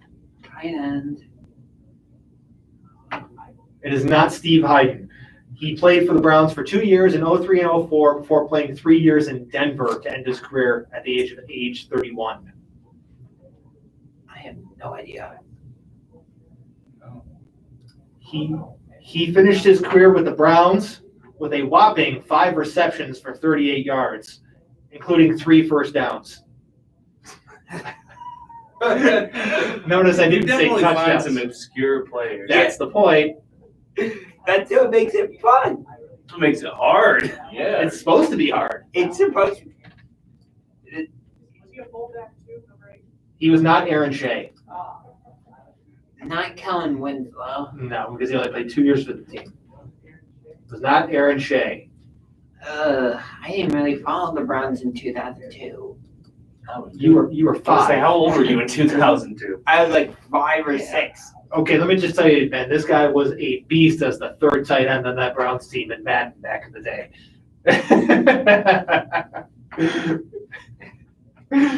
Anyone? Any guesses? Nope. We're gonna head to a commercial. When we Ben come Simmons. back, I will reveal the answer. I think I just jumped. Yep, that segment was actually supposed to be with the hockey segment, but It's okay. Oh well. Okay, let's wait here. We were in the midst of Cleveland talk. It just felt right. I'm just like, I want the UFC to come back to Cleveland. Ain't gonna happen until they legalize sports gambling. Or something fun happens here. I don't know. They need to legalize marijuana. That To all the way, just like Colorado. I'm It's gonna tourism. stay out of this topic. Yeah. If you want tourism, that's how you get tourism. It really is. Colorado's been killing it. Colorado's been booming ever since they did it. That's my next vacation. Colorado. That's where everybody's been going because they can go there and buy whatever they want. I went to Vegas, 21st birthday. Walked You there? Like, hey, let me get this, that, and that. Thank you. That's how you people go. I mean, you don't need that for people to come to Vegas, but for Colorado, Yeah. I mean, Vegas are going there. outside of being like someone who likes to hike or camp, that was like all you had for Colorado. Now you legalize it. Hey, Now look. everybody's going there. Exactly. Their homeless population's like What the heck? quadrupled. That's, People are just going. look at Odell Beckham Jr. Yeah, I saw that. He looks like the freaking Roadrunner.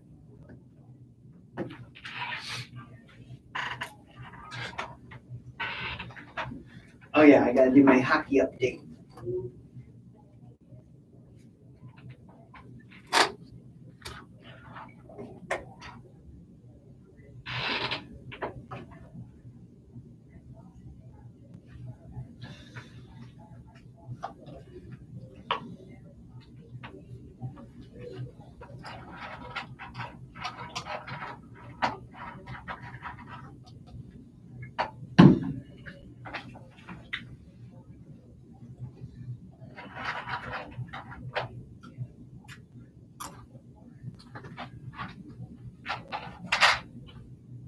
We are back here on So What's the Catch? And yes, on All Sports Cleveland. Any last guesses on who this is?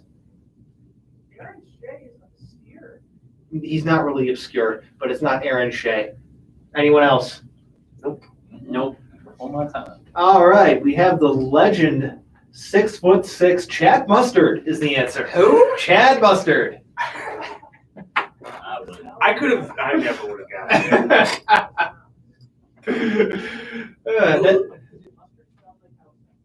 It's Chad Mustard spelled like the condiment. I've never heard of him. What a fitting player name to be in Cleveland, where there's a war about which mustard is better, Ballpark or Bertman's. Okay, perfect name for the perfect city. Yep, Mustard. Yes. I have no clue which mustard is better. I just put whichever mustard is the thing on my. I'm not really a mustard guy. Well, that means you're wrong. So give us a hockey update. So, the Vegas Golden Knights are trailing in their series 3-2. Still here. Yep. Did you ever actually formally pick a team? You know what team I picked? I picked it the other day with you while we were working on the project. I Yeah. said I am now switching because he told me I had to switch. Just like my fourth team now, but I'm going with that Canadian team, whatever. The Montreal Canadiens. Oh, so you did pick the Canadians. Yes, he did. So boldly make the proclamation to the microphone for us. Canadians. Thank you. The Kramer curse has been activated. Yep. Okay. And I am officially putting the juju on it. This is me sprinkling juju all over the Canadians. so Yeah, can that's my team. should we the rest of us start saying go Knights go? No, we were saying that before. Yeah, now you're just hopping on the bandwagon. Right. Anyway, so the Montreal Canadiens are up 3-2. They will play Game 6 at Bell Center tomorrow night, with Montreal having the opportunity to close out the series and go to the Cup final. And then tonight from Nassau Coliseum, we've got the New York Islanders trying to stave off elimination after they got spanked 8-0 against the defending Stanley Cup champion Tampa Bay Lightning. If the Lightning win, they will go to the Stanley Cup final, where they will look to repeat as Stanley Cup champions. When was the last repeat champion? 2016 and 2017, the Pittsburgh Penguins. All right. Now, the game between the Islanders Lightning could be pretty interesting because this could be the final game ever at the Nassau Coliseum. Yep. And so if they win, it'll be an electric atmosphere. If they lose, you might get a end of 95 Brown season type scenario where everyone just tearing out all the seats and destroying the place as they leave. Well, they're not leaving New York. They're just built. To go to a different stadium, but this is Yeah. this could be the last game ever there. That's correct. So they have so much history, so many memories. Fans might be like, well, I had season tickets here. I'm taking my seat with me. You know, people might be sneaking in like wrenches into the place, like they did with the Brown Stadium. That might be fun. We could. I like that idea. Okay. All right, Church, since you brought it up, give us the inaugural obscure stadium. Which stadium? Which stadium? Are you just saying FedEx Field? Are you talking about RFK? Yeah, it's still standing. Yeah, it's still there. Yeah. Yeah. Yeah.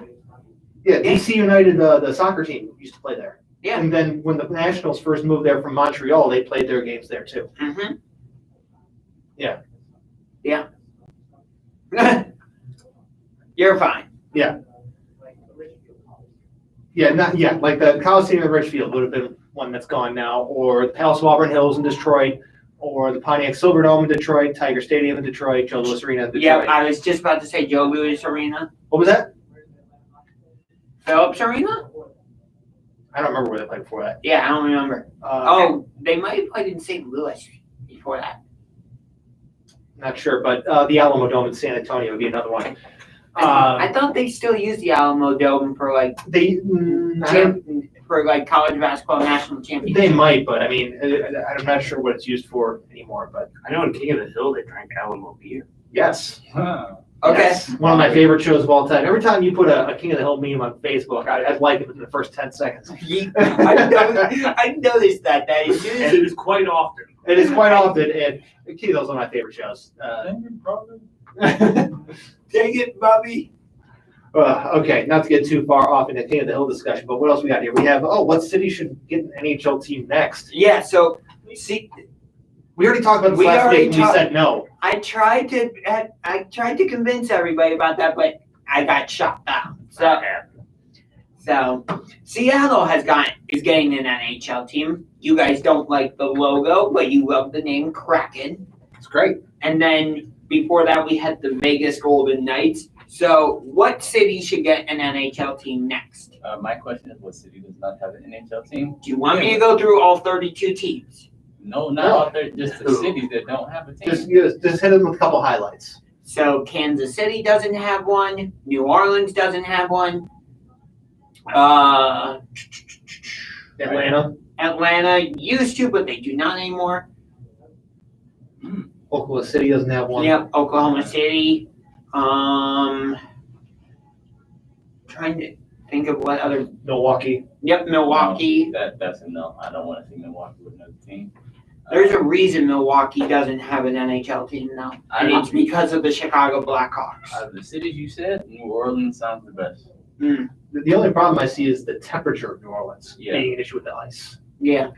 I'm trying to think what other. They figured it out in Phoenix. I think they can figure it out there. Yeah, And Vegas. I don't think the Vegas. Coyotes are going to be staying in Arizona much longer. And I have the answer that everyone needs to know. The answer is Hartford, Connecticut.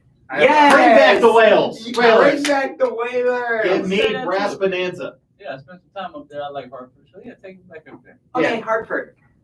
Bring back the Hartford. What about Gothenburg, Sweden? What? You never said it had to be America. Okay. And there could be a Canadian So I team want the picked back, too. Gothenburg, Sweden, Swedes or something. Okay. Ooh. You put two What Mexico. about Little Rock, Arkansas? Nah, How come they don't have any professional sports teams? they don't need it. Or how about Quebec City? Yes. Bring back the Nordiques. Yes, bring back the Nordiques. Idaho. Boy, I'm surprised Iowa doesn't have one. It's a football state, Yeah, why don't they have college it? football state. Yeah, with the Hawkeyes and the Cyclones. What about Idaho? Boise? No, Who would that's want to go to Idaho? Fans of potatoes. That's who would go. and Boise State Bronco fans. Kellen Moore?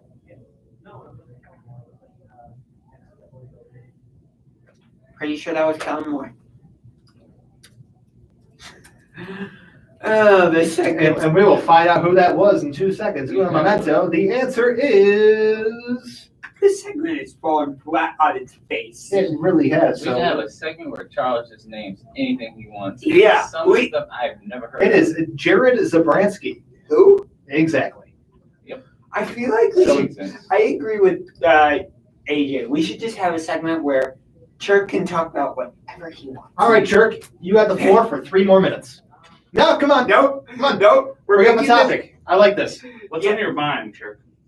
It has. Do you want to bust out the Berserker of the Week now? We can do that. Yeah, let's do that. All right. Berserker of the Week.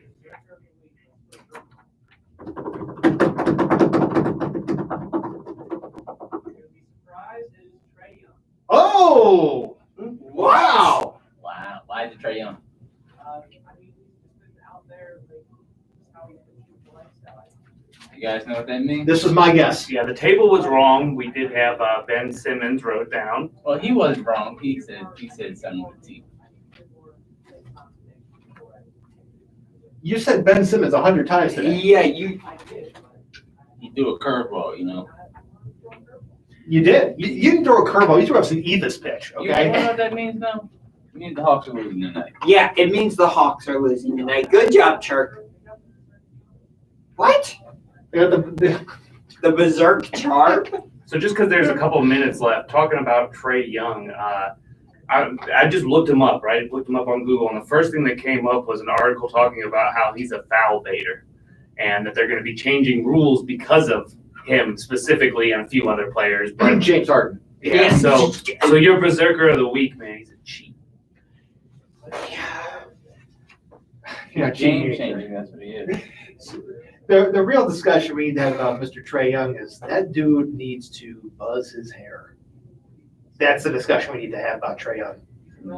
No! Mm-mm. He runs for 5 minutes and it thins out. It's like if LeBron grew out his hair. Not good. Can he? I don't know. His hair's thin.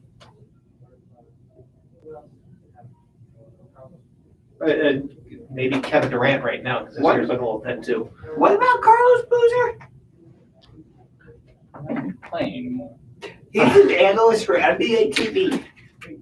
Yes, That was also going to be my response. Carlos Boozer's on NBA TV. yes, he is. I was watching post game of Clippers Suns last night on NBA TV. Really? Yes. I'm surprised. Who else was on that show? We got a minute. Kill. Carlos Boozer. Who else was it? Brendan Haywood on that show specifically? Yeah, that one. Oh, I don't remember who else was on it, but Karan Butler's been on that show. Brendan Haywood's been on that show. So Baron Davis, I think, has been on there. do they only hire ex-NBA players who are bald? Aaron Davis is not bald. The other three were. Dennis Scott. Oh, Zach LaVine is committed to the USA team. Good for Zach LaVine. Yeah. Kevin Love. Yes, he did.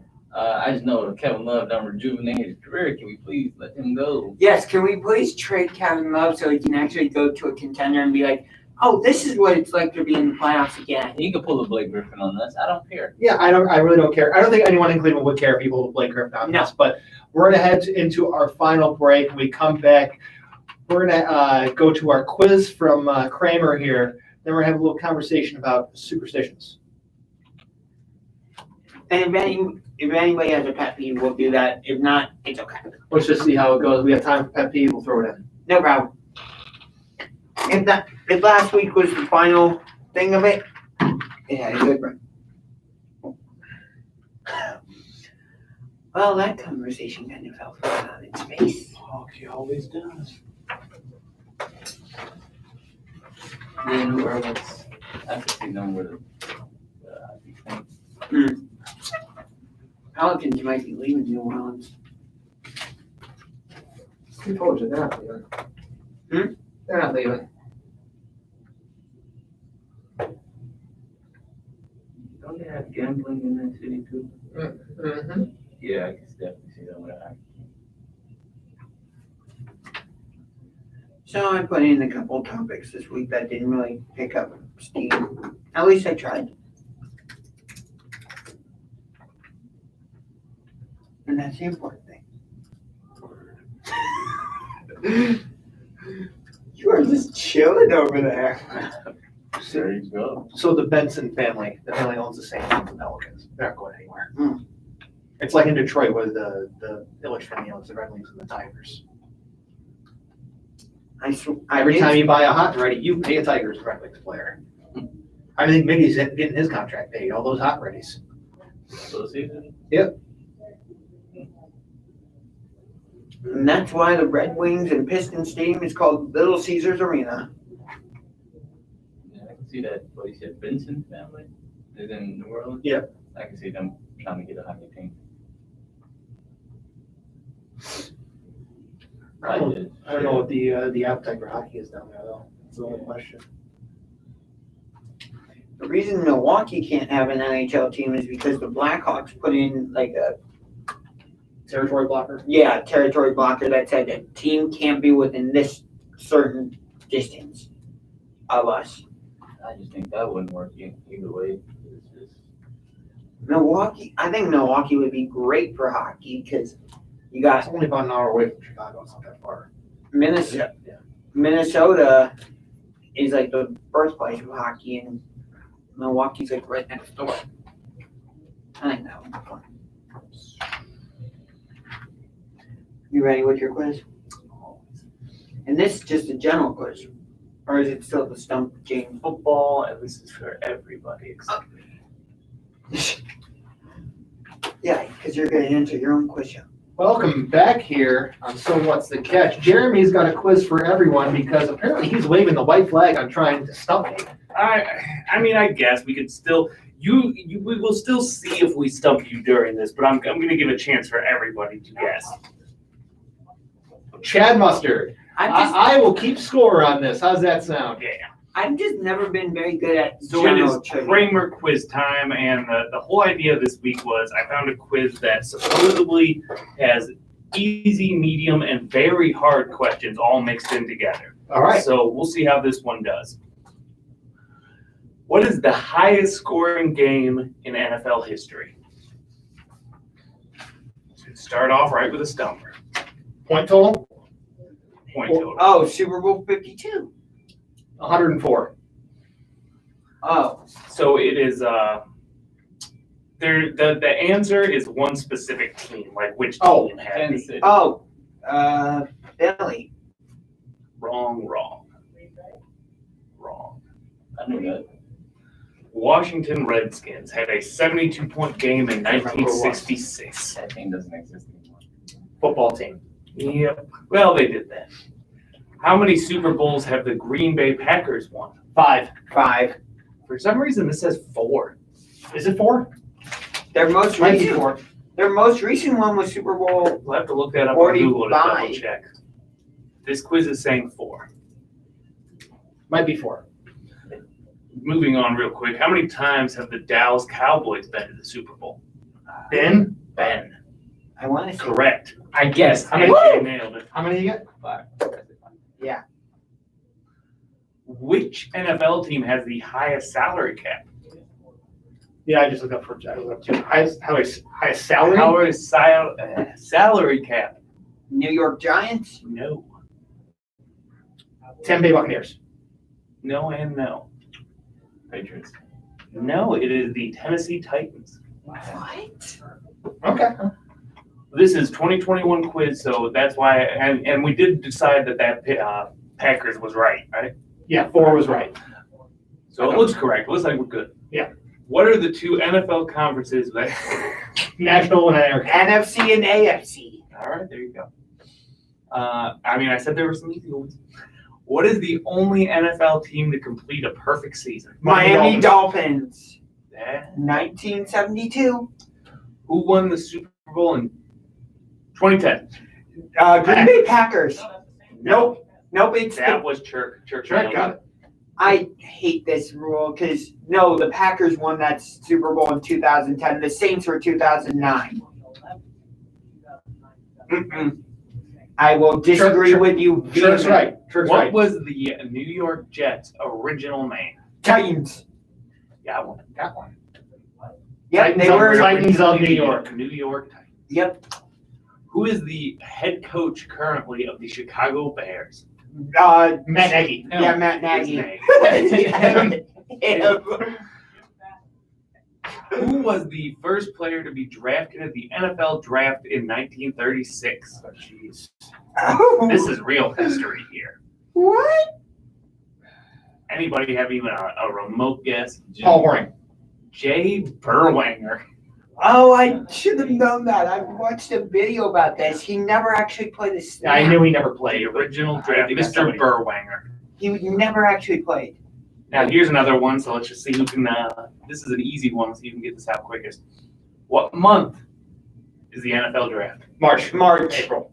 April. It is technically, it would be, well, you, Josh and AJ both got it right because the answer on this one says April/May. How many this is another easy one in theory. How many Super Bowls have the Kansas City Chiefs won? 2. That's correct. Super Bowl, that's retarded. Hey, I'm sorry. Wow, I'm sorry. that is it. You know that's my trigger word. Yeah, no, I slipped up. What was the first year that the Miami Dolphins won a Super Bowl? 1972. Yeah, 72. It was before I was born, I know that. 1973. You were so close. How did they? 72, 73. Yeah, I actually, said you did it 73. again. Yeah, I. That should be your pet peeve. that should be your pet peeve. It right there. is. Okay, fine. I'll do that as my pet peeve because We'll get to it in a minute. yeah. Who made a Super Bowl appearance on halftime show during the 2021 Super Bowl? What? The weekend. Oh. That is correct. Yeah, the weekend. I'm doing good. Yeah, Which you are. team holds the record for making the most Super Bowl appearances? Patriots is correct. AJ is running away with this one.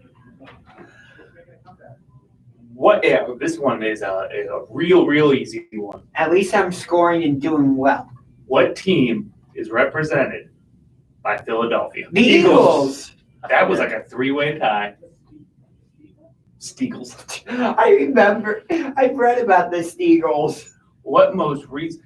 So the question that slipped me up, and I shouldn't have said that, but the question that slipped me up, I'm going to go ahead and ask it. What Super Bowl is 3 X's? 30. That was the question. The most simple question I have ever heard. That's what I should have stuck with, simple. What most recent year did the New Orleans Saints win the Super Bowl? 2009. 2010. Nope. How many points is a touchdown? 6. Two. Wow, that's it. I was thinking. Two, something else. I was thinking something else. How many career points did Joe Montana have? A lot. Now we're getting some esoteric stuff. Oh. Want to throw out a guess, a number? 3,500. Surprisingly close. 3,400. 34 is the closest. I didn't even What guess, was but 3,409. Huh. What Motown singer tried out for the Detroit Lions in 1970? Kid Rock? 1970. 1970 Motown. Oh, never mind. I can also give a slight hint. They tried out with Hall of Fame tight end Charlie Sanders. Motown. I don't really know Motown too much. So that's like soul music. Yeah. Yeah. What does the I name know start with? An M. I know the Michael genre, Jackson. I just don't really listen to it. Marvin Gaye. Ah, Marvin Gaye. that would have been a great football player. I don't think I've ever heard you make that sound. That was the sound that they talk about in that special. But anyway, Oh, I know what you. how many rushing yards has Adrian Peterson made in his career? Oh God. 12,500. More than that. Well, 13. More than that. 15,000. A little less than that. 13,000. 14,498. So close. 14,496. 14,820. Oh. It would have been real hard to get that specifically right, unless you know, like, fall Adrian Peterson. Yeah. But what record does Jerry Rice hold in his career? Most receiving yards. Yeah, most receiving yards. Is correct. What team won 3 Super Bowls in the 1990s? Cowboys. Correct. Yep, that was the Cowboy Dynasty. What year was the first ever Super Bowl played? 64. No. 63. Chirk was right with 7. It is 1967. Oh, yeah. Oh, duh. The Los Angeles Rams that recently relocated to Los Angeles from what city? St. Louis. They were called Cleveland. They- Originally, they were the Cleveland Rams. Yep, So originally. once upon a time. I'm trying to skip some of these easy ones. I feel like I'm right on my money today. Which wide receiver is the highest scoring in NFL history? Great name, too. Randy Moss. No. Highest scoring. Highest scoring. Highest scoring wide receiver. Flipper Anderson. Never would have got that. Yeah, never would have gotten that. Okay, here's one that I feel like this is a more recent one. This will help. Who is the heaviest player playing the NFL? Is not Kramer in 2021. Heaviest player in 2021. 2021. It's got to be an offensive lineman or defensive lineman. I do not. Looking at the answer, I do not know this player. It's not a name that sticks out. Name like it. I'm trying to think. I'll give you a weight if that helps at all. 410 pounds is how big this dude is. I I had no idea there was somebody. It is Aaron Gibson. Chirk nailed it. I thought you were playing. I thought this was an active player question. That's why it threw me off. He played in the 90s and early 2000s. The way the question is worded, it says who is the heaviest player. So what I think they were asking is as of this year. Oh, okay. So nobody Got it. since then has played that's heavy. Oh. But you are right. I Yeah. did. Yeah, I Yeah, saw that. wrong. Yeah, I didn't get that. Shark, you still get the point. Yeah, you still get it. Go ahead. What wide receiver didn't wear gloves? The last wide receiver did not wear gloves. We don't wear gloves. Fred Biletnikoff. Fred Biletnikoff. I'm gonna answer one more time. Fred Biletnikoff. He played with the Raiders. Fred Biletnikoff. He played with the Raiders. He played also the Fred. Something to cough. his number is 8. Oh, Oh, 80 what? Moss? no, it's not AB. Okay. No, he didn't. No, not. He said no name. I don't know. No, it's not Jordan Nelson. Brad Biletnikoff. Desmond Howard. How? Tim Brown. Desmond Howard played for the Packers. I don't know. He said Heisman Trophy winner. I just picked the Heisman Trophy winner. Here's one I like that we can start to wrap this up with. But what is the shortest kick ever missed by an NFL kicker? 3 yards. No. 2. No. 5 yards. Closer, 4. but no. 6. 6-yard field. It says a 6-yard field goal was missed by Don Cockcroft. God. He played for the Browns. I don't think so. We got a few more? One more, yeah, but the last couple are real easy ones. So let me just look for. That's just a test of hard quickness, ones. though. True or false? We got a true or false question. Okay.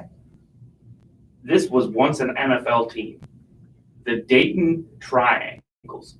True. That is true. Yeah. Yeah.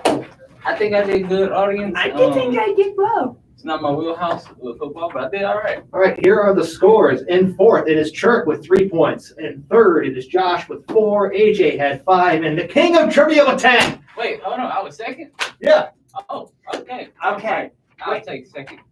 so are we getting into And James still won. Trivia king. He had 10. I had 10. Y'all let him get 10. Hey, it's on you too. They got more like football knowledge though. So we will try again next week. Next week, I'm just gonna look for obscure sports trivia in general, and I'm gonna leave it for any sport. So Okay, cool. we'll see I like what we that. get We'll next try that week. again. Unfortunately, I will not be here next week. Oh, So it will not be Josh. All right, so we got a couple minutes. Superstitions. Yeah. Do you guys have any superstitions? Jersey, definitely. The every Browns jersey I have, like, if I wear one at the first game of the season and they win, like the first game I'm wearing it and they win, I have to wear that same brown shirt for the rest of the season. I'm that same That way. game. Like, once the Browns win a game while I'm wearing a specific like t-shirt, sweatshirt, hat, and all that, I'm wearing the same combination. Yeah, I had the same one on all last year, and I'm thinking it's not this one. It's one that's even like worse than this. It's all dinged up and it's got holes in it, and I think I'll probably have that on for the first game of the season. The other thing I do is like I go back and watch games where like teams from the opponent city loses, or I'll go back and just watch games where old games from when the Browns win, because that's also part of my superstition. So I'm not superstitious, but I am a little stitious. Okay. Okay. No, I usually just wear a jersey now that I have one because I waited about 15 years to buy one. So it's jersey, it's a hat. I just think it's fun to like discuss superstitions and stuff. I don't really have it. Yeah, I mean, sure, superstitions. Meditate? It's a Okay, unique answer. I like it. Okay. But, and I didn't put up on the other back to the LeBron chop. Chalk. Oh, I was gonna say, what the heck is a LeBron chop? It's like this piece of meat. It's called LeBron. You get it at your local steakhouse. scary celebration. They should do that. They should do that. Yeah, but that's gonna wrap it up for Hey, us real here. quick. Oh, we got. Real quick. Oh, Hey yeah. guys, you know that I bought a toupee for $1 the other day? Oh yeah. What? Yeah, bought a toupee for $1. It was a small price toupee. Huh. Oh my I'm god. not, boys. All right, that's gonna do it for us for here. Do it all for us here on So What's the Catch on All Sports Cleveland. We'll be back next week without Josh, which means best show ever. Just kidding. So No, he's check us out next week. Oh, we forgot to talk about the Ben Zobrist story. What happens? Trivia King. And no